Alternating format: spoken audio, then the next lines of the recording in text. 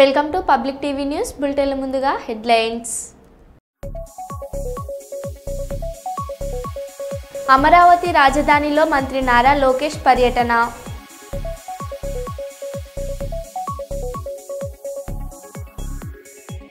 గోప్యంగా గంజాయి అక్రమ రవాణా చేస్తున్న 2 వ్యక్తులను పట్టుకున్న గోదావరిఖని 1 టౌన్ పోలీసులు.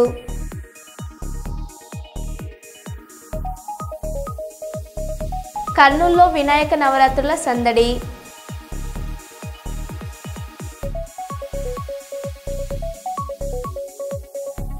రేవంత్ రెడ్డి దిష్టిబొమ్మ దహనం చేసిన బీఆర్ఎస్ నేతలు.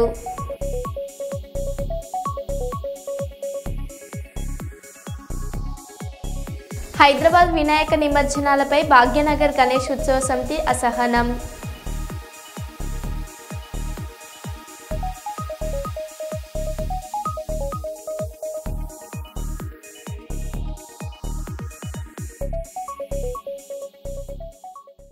ఇక వివరాల్లోకి వెళ్తే, చిట్యాల మండల కేంద్రంలో బీఆర్ఎస్ పార్టీ కార్యకర్తలతో రైతులకు వెంటనే యూరియా అందించాలని చిట్యాల రహదారిపై ధర్నా నిర్వహించిన బీఆర్ఎస్ పార్టీ జిల్లా అధ్యక్షురాలు గండ్రజ్యోతి.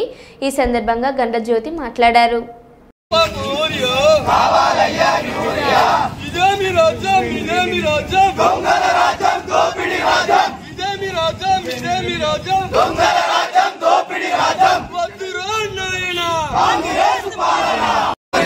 గణపతి పప్పా మోరియా కావాలయ్యా యూరియా, గణపతి పప్పా మోరియా కావాలయ్యా యూరియా.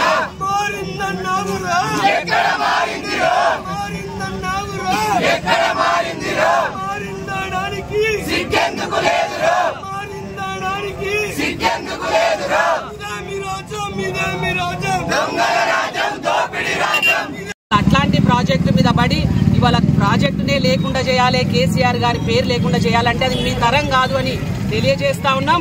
ఇవాళ కాళేశ్వరం మీద పడడం కాదు, ఇవాళ రైతులకు అనుకూలమైనటువంటి సమయంలో మీరు యూరియా ఇచ్చి చూపిస్తే మీ ప్రభుత్వం చాలా చక్కగా పనిచేస్తుందనేది అందరికి అర్థమవుతుంది. కాబట్టి దయచేసి ఇప్పుడున్నటువంటి ప్రభుత్వానికి హెచ్చరిక చేస్తా ఉన్నాం. ఇవాళ చిట్యాల మండలం నుంచి ఇవాళ అన్ని మండలాలలో ఇవాళ ఒక్క చిట్యాలే కాదు, ఇవాళ రాష్ట్ర వ్యాప్తంగా ఇదే తంతు జరుగుతూ ఉన్నది. తప్పకుండా ఇవాళ మీరు చేసేటువంటి పనులలో చిత్తశుద్ధి పెట్టి చెయ్యండి. తప్పకుండా మీకు కూడా ఘనకీర్తి ప్రజలు చెప్తారు, రైతులు చెప్తారు. కానీ ఇవాళ చేయడానికి ఏమీ లేదు. ఎందుకంటే అన్ని గత ప్రభుత్వంలో అన్ని సమకూర్చి పెట్టిండ్రు. సమకూర్చి పెట్టిన వాటిని ఎలా చేయించాలో, గతంలో యూరియా సక్రమంగా వచ్చేది, గతంలో రైతు బంధు పడేది, గతంలో రైతు బీమా వచ్చేది. మరి ఇవాళ సంవత్సరంన్నర కాలంలో ఏం జరిగింది? ఈ సంవత్సరం కాలంలోనే అంత మాయామంత్రం అయిపోయిందా? అన్ని ఎక్కడికక్కడ కొరతలు పెడతా ఉన్నారు, కొర్రీలు పెడతా ఉన్నారు. ఎందుకు పెడతా ఉన్నారు అనేది మరి ఆలోచన చేయమని మిమ్మల్ని ఒకసారి మరి ఈ చిట్యాల మండల కేంద్రం నుంచి అడుగుతా ఉన్నాం. తప్పకుండా రేపు రాబోయే రోజులలో ఈ యూరియా కొరత ఇలాగే ఉంటే ఇంకా ఈ ధర్నాలను ఇట్లాగే ఉధృతం చేస్తాం. ఎందుకంటే ఇవాళ ధర్నాలు చేసుకుంటారు అనుకుంటున్నారు కావచ్చు ఇప్పుడున్నటువంటి ప్రభుత్వం, కానీ వాళ్ళ ప్రజలు గమనిస్తా ఉన్నారు. అందరూ బయటికి రాకపోవచ్చు, కానీ ఎవరు ఏ ప్రభుత్వం ఏం చేసింది, ఏ నాయకుడు ఏం చేసిండ్రు, ఎవరు ఎట్లా చేసిండ్రు అనేది తప్పకుండా అందరు గమనిస్తా గాలికి వదిలేసిండ్రు. ఇవాళ ఇట్లా కాకుండా మరి మంచిగా ముందుకు పోయి మంచి పరిపాలన అందించాలని కోరుతా ఉన్నాం.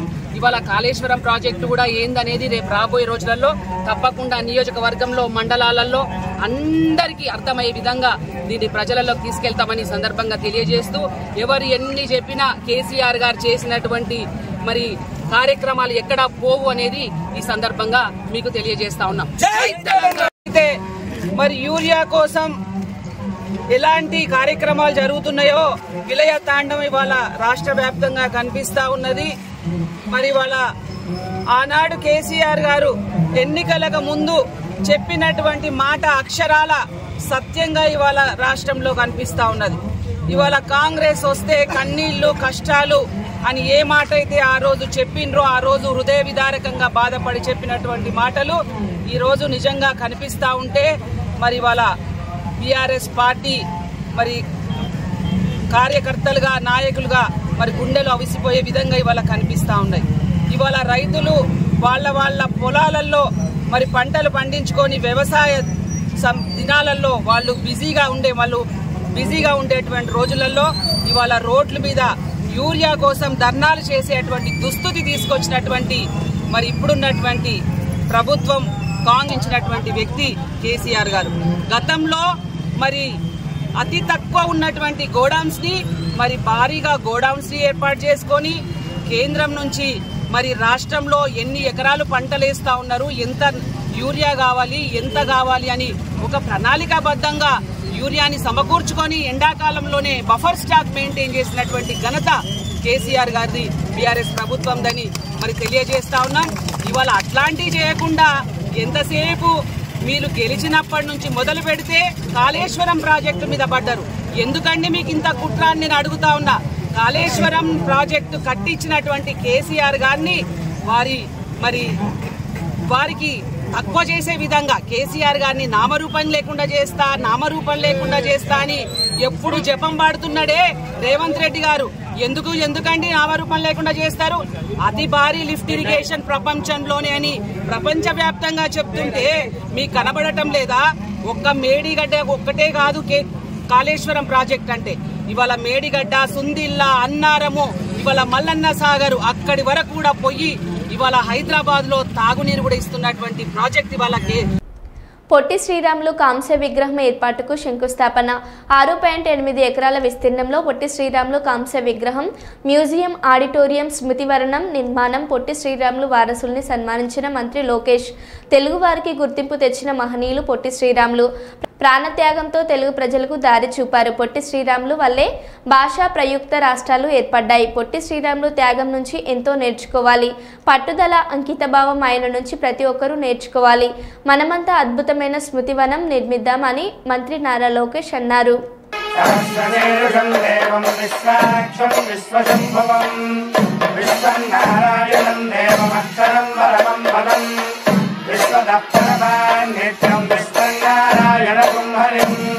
విశ్వవేదం పురుషస్తద్విశ్వముపదేవతే పదం విశ్వస్యాదేశ్వరతుం శాశ్వతతుం శివమచ్యుతం నారాయణం మహాజ్ఞేయం విశ్వావతారం పరాయణం నారాయణ పరో జ్యోతిరాత్మా నారాయణ పరః నారాయణ పరం బ్రహ్మతత్వం నారాయణ పరః నారాయణ పరో ధ్యానం నారాయణ పరః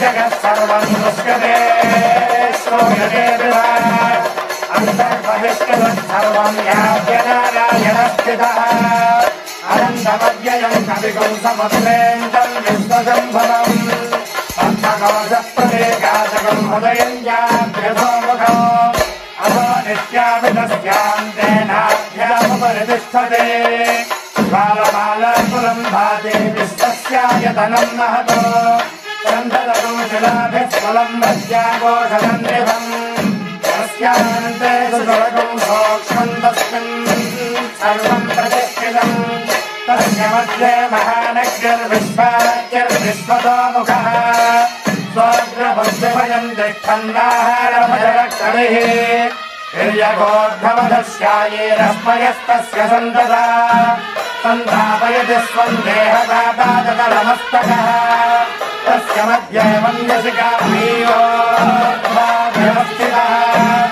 ఏలతో యథమధ్యస్తాద్విద్యుల్లేఖే భాస్వర ఏవారసోగమత్తన్వే పీతాభాస్వజనోపమా తస్యాः శిఖాయా మధ్యే పరమార్థావ్యవస్థితः స్వబ్రహ్మసవిభస్సానిశ్చేన్నరసోక్షరం పరమస్వరాడ్ రూపాం పుష్పం వేద పరాన్ భజానాన్ బసవాన్ భవతి చంద్రభావాపాం పుష్పం పరాన్ భజావాన్ బసవాన్ భవతి ఏవం వేద ఆయతనం వేద ఆయతనవాన్ భవతి సర్వాపామాయతనం ఆయతనవాన్ భవతి ఆయతనం వేద ఆయతనవాన్ భవతి. మాల సంఘం రామగుండం మున్సిపల్ కార్పొరేషన్ ఆధ్వర్యంలో జన విజ్ఞాన పరిషత్ కమ్యూనిటీ గ్రంథాలయంను గోదావరికని మాతంగి కాంప్లెక్స్ నందు ప్రారంభోత్సవం చేయడం జరిగింది. Doctor B Mohan Rao Krishnamurthy CI, doctor Dayananda team, Peddapalli జిల్లా అధ్యక్షులు బద్దం డానియల్ వీరి యొక్క చేతుల మీదుగా రిబ్బన్ కట్ చేసి గ్రంథాలయాన్ని ప్రారంభించారు. డానియేల్ ప్రసంగిస్తూ గ్రంథాలను జ్ఞానానికి నిలయం, పుస్తకం మనకు నిజమైన స్నేహితుడు లాంటివాడు, చదువులే వ్యక్తిత్వ వికాసం, సమాజాభివృద్ధి జరుగుతుందని తెలియజేశారు. చిన్నపిల్లల నుండి పెద్దల వరకు అందరూ గ్రంథాలయంను ఉపయోగకరమని గుర్తు చేయాలని, పేద పిల్లలు చదువుకునే ప్రజలకు కావాలని తెలియజేశారు. ఇప్పుడు కృష్ణమూర్తి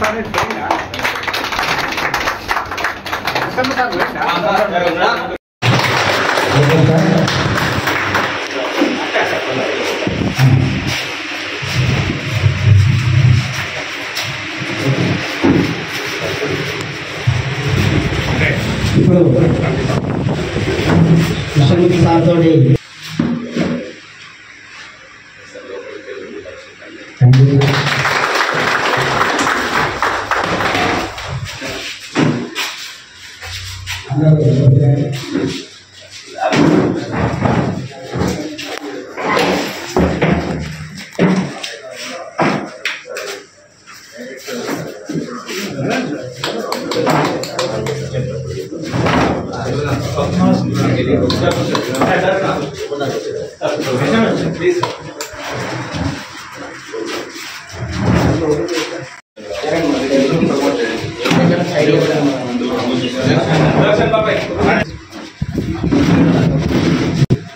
నమస్కారం చెప్తూ జైలు కూడా చెప్తున్నాను. ఈ కార్యక్రమం డాక్టర్ మోహన్ రావు గారు చాలా బిజీగా ఉండి అభిమానంతో మరి విచ్చేసినందుకు తెలుపుతూ, అలాగే సిఐ గారు కృష్ణమూర్తి గారు కూడా ఆయన వద్ద సహకరించారు, వారికి కృతజ్ఞతలు. కార్యక్రమానికి వచ్చినటువంటి అలాగే మనం అంబేద్కర్ చిత్రపటం చేయాల్సిన అవసరం ఉంది. ఆ కార్యక్రమం చేద్దాం. కూడా మన అలంకరణ చేయాల్సి ఉంది కాబట్టి పెద్దలు హాల్లోకి వచ్చి కూడా మన అలంకరణ చేయాలి.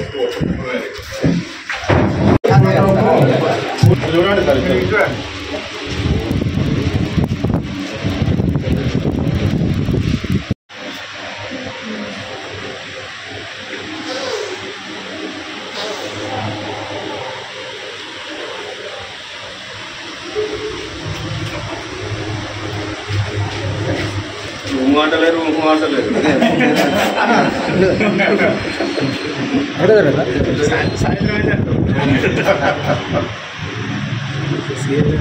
జన విజ్ఞాన వేదిక అంబేద్కర్ సొసైటీ ఎడ్యుకేషన్ సొసైటీ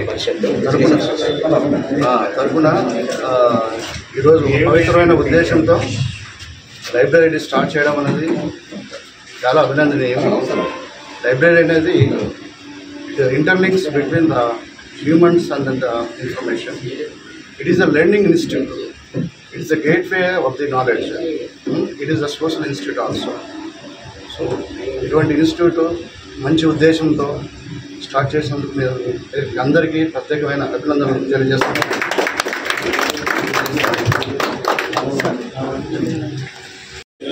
ఈరోజు ఈ జన విజ్ఞాన వేదిక లైబ్రరీని ప్రారంభించిన ప్రతి ఒక్క మాలా సోదరులందరికీ నా యొక్క కృతజ్ఞతలు. ఈ లైబ్రరీ అనేది ప్రపంచంలో మనిషికి మంచి మిత్రుడు ఎవరంటే పుస్తకాలు. అటువంటి కొన్ని వందల వేల పుస్తకాలు చదివినటువంటి అంబేద్కర్ తన జ్ఞానోదయంతో ప్రపంచ దేశాలు అన్ని తిరిగి దాదాపు 34 పట్టాలు సాధించాడు. అదేవిధంగా ఈ లైబ్రరీలో కూడా అందరూ పుస్తకాలు చదువుతూ తన యొక్క విజ్ఞానం పెంచుకుంటూ, సామాజిక స్పృహలో భాగంగా విజ్ఞానం పెంచుకుంటూ వారి యొక్క ముందడుగు వేయాలని కోరుకుంటున్నాను. నమస్తే అండి. ఇక్కడికి విచ్చేసిన పెద్దలందరికీ హృదయపూర్వక ధన్యవాదాలు. అంతేకాకుండా ఇక్కడ సమయం లేకుండా ఇల్లు చిన్నదైనటువంటి స్కూల్ స్టూడెంట్స్ కానీ పూర్వకాలం నుంచి ఇప్పటి వరకు మనం విజ్ఞానులుగా ఉన్నామంటే అది బుక్కుతోనే సాధ్యమైంది. కాబట్టి ఆ బుక్కును ఒక గ్రంథాలయాన్ని మనము పెట్టుకొని మన కమ్యూనిటీ పేరును నిలుచోబెట్టే విధంగా ఇలాంటి పనులు చేయాలని చెప్పి మనము మాల సంఘం తరఫున ఈ ముందు స్టెప్ చేసి దానికి సహకారం ముందడుగేసినటువంటి మా గురువు గారు ఎరకల లక్ష్మణరావు సార్ గారు మొదటి అడుగు వేసి మాకు బాబు ఇట్లుంటే బాగుంటుందని చెప్పి మాకు చెప్పిండ్రు. దాన్ని అనుసంధానం చేసుకుంటూ ముందుకు పోతాం. ఇలాంటివి ఇంకా ప్రతి ఊర్లో చేయాలనేది మా లక్ష్యం. నమస్తే. తిరుపతి చెవిరెడ్డి భాస్కర్ నివాసంలో సోదాలు నిర్వహిస్తున్న సీట్ 20 మంది సిబ్బందితో తుమ్మలగుంటలోని సోదాలు నిర్వహిస్తున్న సీట్ చిత్తూరు వైసీపీ ఇన్ఛార్జ్ విజయనందారెడ్డి నివాసంలోనూ సోదాలు నిర్వహిస్తున్న సీట్ అధికారులు ఇప్పటికే లిక్కర్ కేసులో A37గా ఉన్న చెవిరెడ్డి భాస్కర్ రెడ్డి, మిథున్ రెడ్డిని అరెస్ట్ చేసిన సీట్ మోహిత్ రెడ్డి అరెస్టుకు స్టే విధించిన కోర్టు.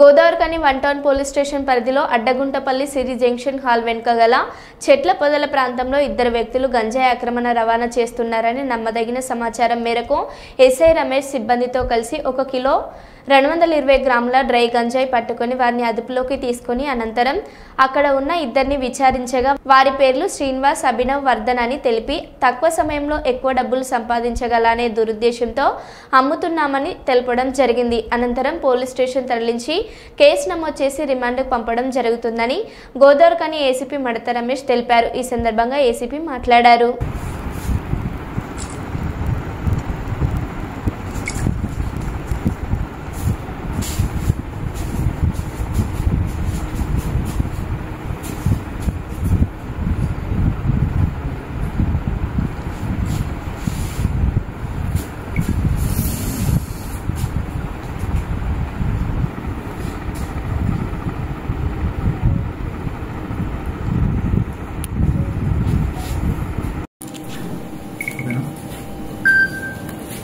తెలంగాణ రాష్ట్రాన్ని మాదక ద్రవ్య రహిత రాష్ట్రంగా మార్చాలనేటువంటి రాష్ట్ర ప్రభుత్వం సంకల్పం మేరకు సిపి రామగుండం సిపి గారి ఆదేశాల మేరకు ఈ గోదావరికని డివిజన్లో పూర్తి స్థాయిలో మాదక ద్రవ్యాలు అమ్మేవారి మీద, కొనేవారి మీద, డిస్ట్రిబ్యూషన్ చేసే వారి మీద తీవ్రమైన నిఘా పెట్టడం జరిగింది.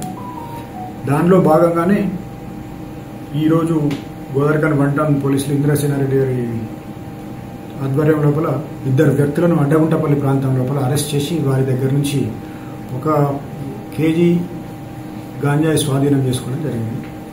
ఆ కేజీ గాంజాయితో పాటు 2 సెల్ ఫోన్లు కూడా స్వాధీనం చేసుకోవడం జరిగింది. వీరి మీద పూర్తి స్థాయిలో ఇంటరాగేషన్ చేయగా వాళ్ళు సీలేరు ప్రాంతం నుంచి తీసుకొచ్చి ఇక్కడ డిస్ట్రిబ్యూట్ చేస్తూ దానికి అందరినీ చేయడం జరుగుతుంది. దాని మీద ఈరోజు వాళ్ళను అరెస్ట్ చేసి కోర్టులో ప్రవేశపెట్టడం జరుగుతుంది. వీరిని తదుపరి పూర్తి స్థాయిలో ఇంటరాగేషన్ చేసి ఇక్కడ మిగతా దీని వెనకాల ఉన్నటువంటి చైన్ను కూడా పూర్తి స్థాయిలో బ్రేక్ చేసి కంప్లీట్గా శాస్త్రీయబద్ధంగా పరిశోధన చేసి ఛార్జ్షీట్ దాఖలు చేయడం జరుగుతుంది. ఈ సందర్భంగా గోదావరికని ప్రజలకు విజ్ఞప్తి ఏంటంటే నిర్భయంగా మీకు ఏ చిన్న అనుమానం వచ్చినప్పటికీ కూడా, ఎవరి మీద అనుమానం ఉన్నప్పటికీ కూడా నిర్భయంగా మాకు సమాచారం ఇచ్చినట్టయితే ఈ మహమ్మారిని కట్టడి చేసే అవకాశం ఉంటుంది. కాబట్టి వారు వాళ్ళ పిల్లల మీద, మిగతా వారందరి మీద కూడా పూర్తి స్థాయిలో నిఘా పెట్టి పోలీసులకు కోఆపరేట్ చేయవలసిందిగా విజ్ఞప్తి చేస్తాం.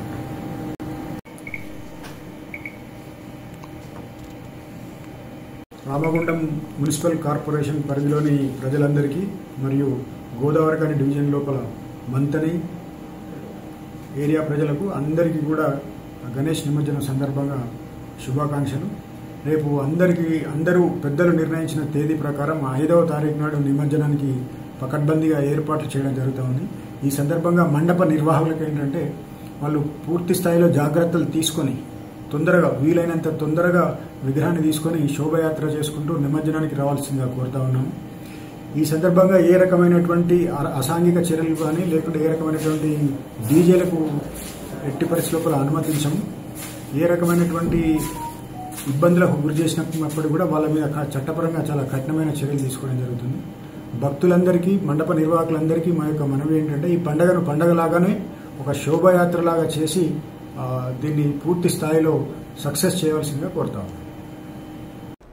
కర్నూలు జిల్లా కర్నూలులో గణేష్ నిమజ్జనం శోభయాత్రను పరిశీలించిన జిల్లా కలెక్టర్ శ్రీ రంజిత్ బాషా ఐఏఎస్ గారు, జిల్లా ఎస్పీ శ్రీ విక్రాంత్ పాటిల్ ఐఏఎస్ గారు కర్నూలులో వినాయక నిమజ్జనోత్సవం భద్రతా ఏర్పాట్లను పర్యవేక్షించిన జిల్లా కలెక్టర్, జిల్లా ఎస్పీ గణేష్ నిమజ్జనం సందర్భంగా మొదటగా కర్నూలు రాంబోట్ల దేవాలయ గణేష్ విగ్రహాన్ని జిల్లా కలెక్టర్ శ్రీ రంజిత్ బాషా ఐఏఎస్ గారు, జిల్లా ఎస్పీ విక్రాంత్ పాటిల్ ఐపీఎస్ గారు మరియు ప్రజా ప్రతినిధులు దర్శించుకొని ప్రత్యేక పూజలు నిర్వహించారు. పాత బస్తీలో నిమజ్జనం శోభయాత్రను జిల్లా కలెక్టర్ గారు, జిల్లా ఎస్పీ గారు కాలినడకన పర్యటించి పరిశీలించారు.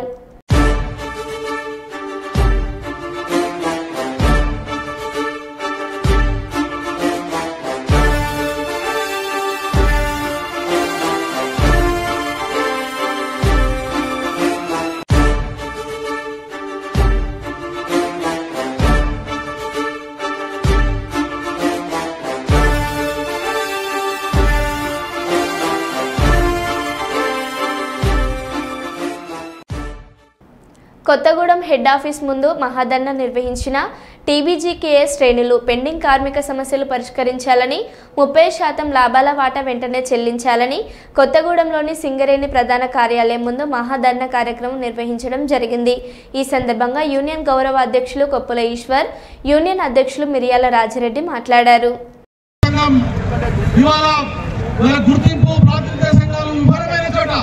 రాష్ట్ర ప్రభుత్వం కార్మిక సంక్షేమాన్ని సింగరేణి భవిష్యత్తు వారికి నిలబడ్డ చోట మరి ఈ పరిశ్రమ బతుకుతానే తెలంగాణ ప్రజల విభాగం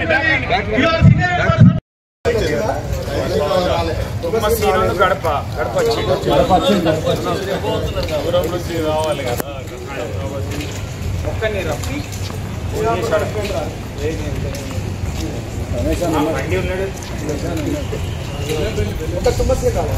లేడు రాలేదు.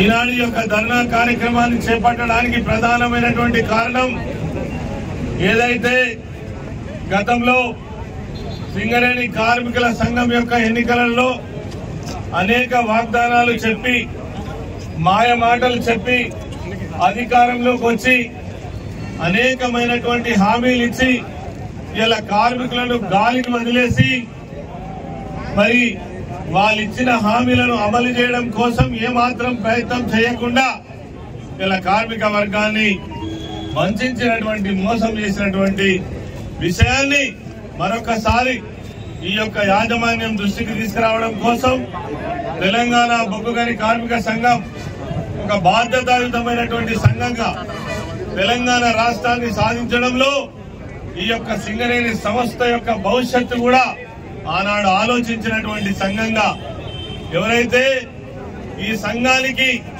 ఆ రోజు అంకురార్పణ జరిపినటువంటి మన అధినాయకులు కేసీఆర్ గారి నాయకత్వంలో తెలంగాణ రాష్ట్ర ఉద్యమంలో సింగరేణి కార్మిక శక్తి, సింగరేణి కార్మిక లోకమంతా కూడా ఏకతాటిపైకి వచ్చి ఆ రోజు తెలంగాణ ఉద్యమానికి మద్దతు పలికినటువంటి విషయాన్ని గుర్తుంచుకొని సింగరేణి సంస్థని ఎట్టి పరిస్థితిలో కాపాడాలని, ఈ సింగరేణి సంస్థను అభివృద్ధి చెందాలని, దీన్ని ఇంకింత ముందుకు తీసుకుపోవాలని అనేక విధాలుగా ప్రణాళికబద్ధంగా ఈ యొక్క తడబడి వెయిట్ చేస్తే గాని ఒక్క సమస్యకు పరిష్కారం దొరికేది కాదు.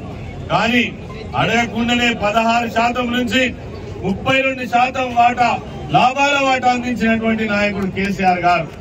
అదే విధంగా సింగరేణి సంస్థలో పనిచేస్తున్నటువంటి కార్మికులు ఆనాడు తెలంగాణ ఉద్యమంలో పాల్గొన్నారని ఒక సపరేట్ ప్రత్యేకమైనటువంటి తెలంగాణ ఉద్యమ ఇంక్రిమెంట్ సింగరేణి కార్మికులకు అందించినటువంటి నాయకుడు కేసీఆర్ గారు.